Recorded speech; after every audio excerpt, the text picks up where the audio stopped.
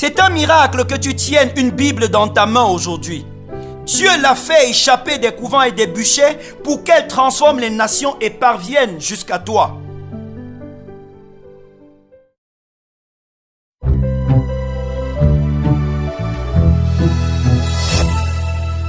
Gloire à l'agneau de Dieu qui nous rassemble encore autour de sa table pour que nous puissions nous délecter de sa parole par le breakfast. Et ce matin, nous allons échanger autour du thème « Célébrer Dieu pour sa parole » inspiré du psaume 119, versets 171 à 172 qui dit ceci. « Que mes lèvres publient ta louange, car tu m'enseignes tes statuts. Que ma langue chante ta parole, car tous tes commandements sont justes. » Par sa parole, Dieu a fait connaître sa pensée, ses désirs, ses attentes. Il vous a permis non seulement de connaître son plan, mais encore la contribution qu'il attend de vous. Quoique les portions les plus récentes de la Bible datent de près de 2000 ans, Dieu continue pourtant à la rendre actuelle dans votre vie. L'occasion vous est donnée aujourd'hui de lui dire votre reconnaissance et de la proclamer dans votre vie et autour de vous. Dites merci à Dieu pour tous ces serviteurs qui, au prix de leur vie, ont mis par écrit ces oracles qui vous renseignent, vous dirigent, vous inspirent et vous encouragent. Bénissez le Dieu du ciel parce que sa parole a résisté à toutes les méchancetés et incrédulités des hommes pour parvenir jusqu'à vous. Il y a eu des périodes de l'histoire où les religieux ont essayé d'enfermer la Bible dans les couvents pour pouvoir profiter de l'ignorance du peuple. Mais Dieu a réussi à en sortir sa parole pour qu'elle vous éclaire.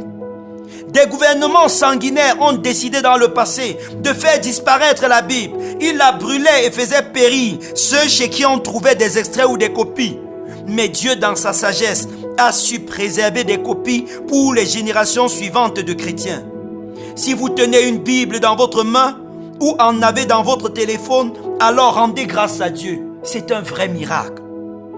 Pendant des siècles, la Bible a façonné non seulement des vies, mais des sociétés tout entières. Des versets bibliques et des prédications bibliques ont provoqué des transformations dans la vie des individus et des révolutions. Plusieurs cultures ont été éclairées par la Bible. Le monde a échappé à la misère du Moyen-Âge grâce à la mise en lumière des vérités bibliques lors de la réforme du XVIe siècle.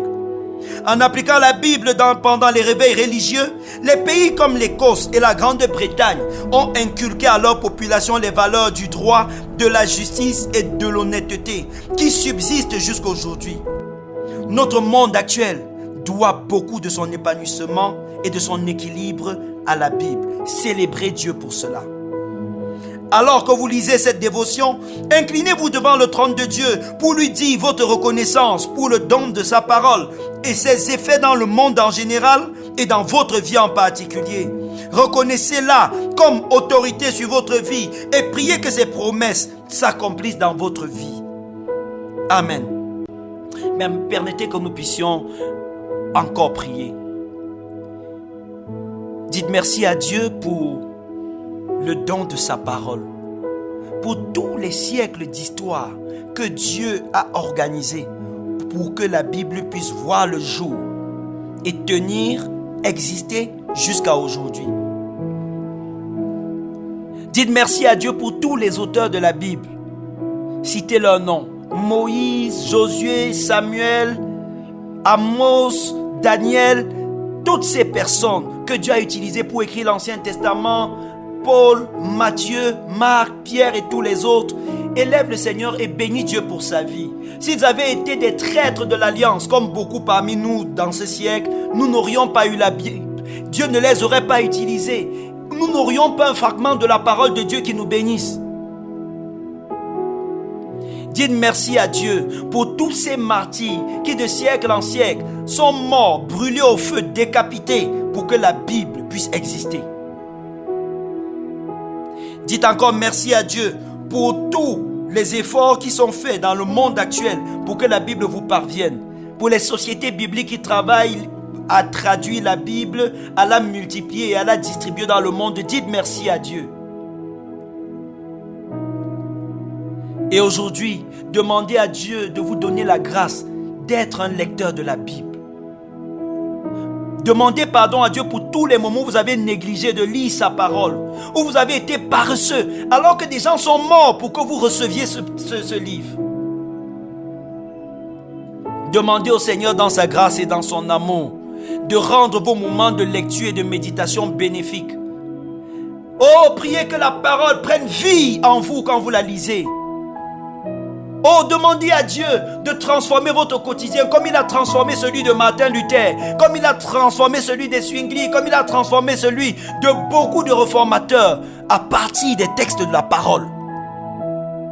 Priez pour votre nation, que Dieu utilise la vérité, la justice, la grâce qu'il y a dans la Bible, dans les messages bibliques pour transformer votre nation. Refusez que votre nation reste telle qu'elle, noircie dans le péché et la méchanceté. Que la Bible apporte la lumière à votre société au nom de Jésus. Père, je prie au nom de Jésus que ta parole soit davantage honorée dans le monde. Tu as permis, Seigneur, qu'elle puisse être mise par écrit dans la Bible et tu continues à te révéler à chacun de nous tous les jours au travers d'elle. Je prie, Père éternel des armées, que ceux qui sont abonnés au programme Breakfast, Seigneur, soient saisis littéralement par une nouvelle passion pour la parole. Que Père éternel des armées, tu les libères de ces esprits impurs qui les amènent à dormir pendant qu'ils lisent, qui les amènent à sommeiller pendant qu'ils lisent ta parole. Donne-leur d'être des modèles de vie transformée. Loué sois-tu parce que tu le fais au nom de Jésus-Christ. Amen.